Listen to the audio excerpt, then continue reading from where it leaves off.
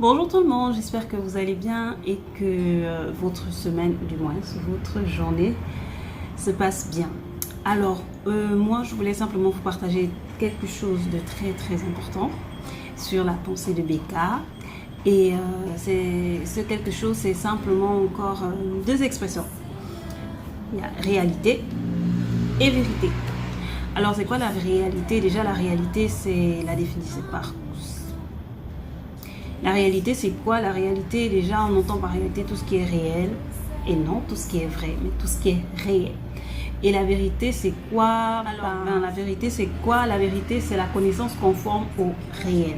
Bon, allez savoir ce que ça veut dire. Du coup, pourquoi je parle de ça? Parce que habituellement, on a tendance à confondre les mots.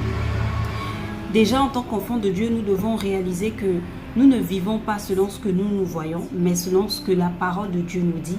Parce que lorsque le médecin vient te dire que tu as atteint un cancer et tu es en stade final, et il te reste par exemple 4 mois à vivre, qu'est-ce que tu vas faire? Est-ce que tu vas croire à cette parole que le médecin a eu à te dire, ou est-ce que tu vas choisir de croire en cette parole qui dit simplement que c'est par les meurtrissures de Jésus que tu es guéri? Ouais, le passage est là juste à côté.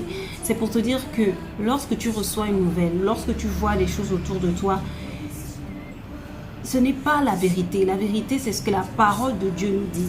La réalité, c'est ce que les choses veulent te montrer. Le monde veut te montrer.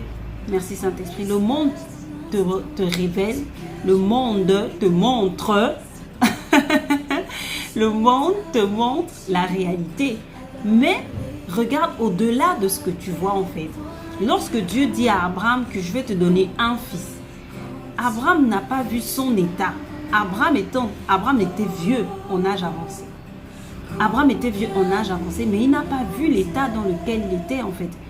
Il a cru, il a mis sa confiance en Dieu, il a mis sa confiance en la parole de Dieu. Vous voyez?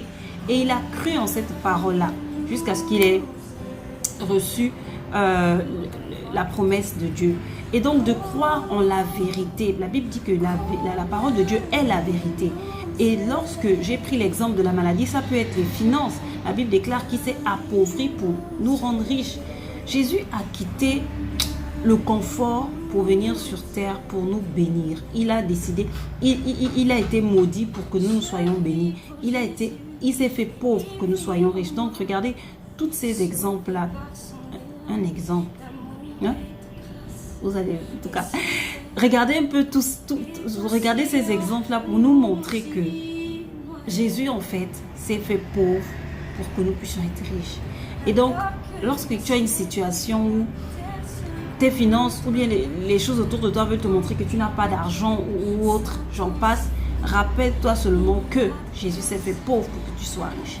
Donc voilà, peut-être avec ces deux exemples, vous avez certainement d'autres exemples, mais moi je vais donner ces deux exemples-là pour nous dire que nous devons nous focaliser sur ce que la parole de Dieu est la vérité.